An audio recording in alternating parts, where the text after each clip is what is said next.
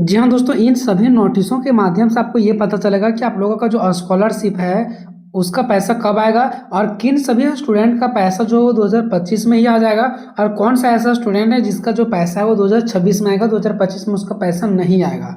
ठीक है, कंप्लीट जानकारी देंगे। एक छोटा सा वीडियो है, आप वहाँ पर आपको ध्यान नहीं देना है, बस चैनल से आपको जुड़े रहना है। ठीक है, जो भी इन्फॉर्मेशन होगा वो मैं आपको यहीं पर दूंगा। ठीक है, देखो सबसे पहले अगर यहाँ पर देखिएगा दोस्तों,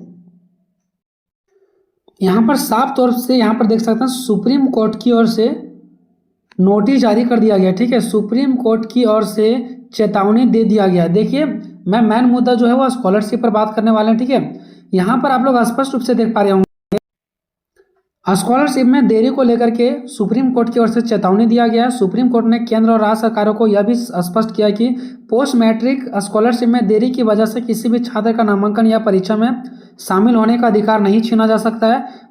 अदालत ने दोनों सरकार को, जो केंद्र सरकार है राज्य सरकार है, दोनों को स्पष्टीकरण रिपोर्ट मांगी थी कि क्या वजह है जिसकी वजह से अभी तक एक कल्याण आने स्कॉलरशिप का पैसा स्टूडेंट को नहीं मिला है ना, कि छात्रवृत्ति विवरण में देरी क्यों हो रही है, इसका रिपोर्ट मांगा गया है सुप्रीम कोर्ट के द्वारा।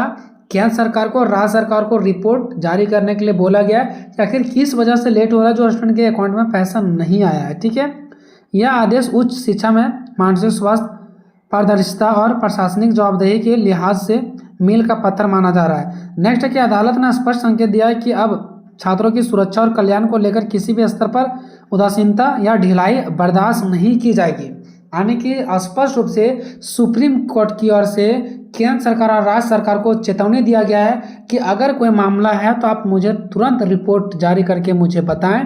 ठीक है, नहीं तो अगर कोई गलती पकड़ा गया, ठीक है, तो उसको बख्शा नहीं जाएगा। यानी कि सीधा सीधी बात है, सुप्रीम कोर्ट ने केंद्र और राज्य सरकार से रिपोर्ट मांगे हैं। ठीक है, आगे देखिए दोस्तों, इसमें क्या कुछ कहा गया है।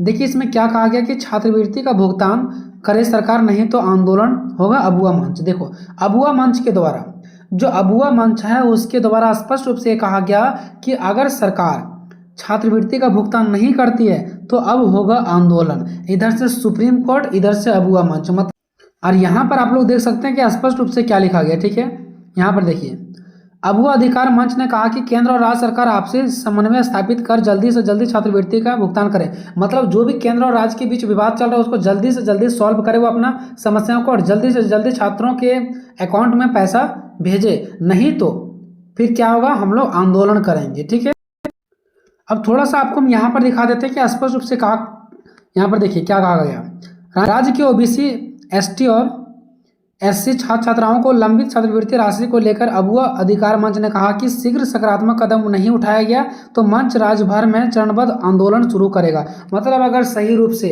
या तो कोई सकारात्मक विचार अगर सरकार की ओर से नहीं आती है तो हम लोग क्या करेंगे, चरणबद्ध तरीके से पूरे झारखंड में हम लोग क्या करेंगे, आंदोलन करेंगे।